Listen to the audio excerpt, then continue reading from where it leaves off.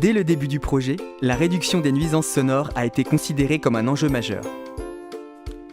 Le maître d'ouvrage est soumis au strict respect de la réglementation et des normes en vigueur. Il s'agit là d'une obligation de résultat, avec mesure sur site après la mise en service pour vérifier le respect des seuils.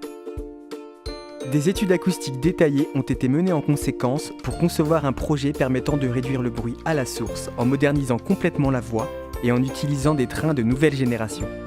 De plus, l'électrification de la ligne réduira le bruit des moteurs. Et enfin, la réduction de la vitesse en zone urbaine diminuera également les nuisances sonores.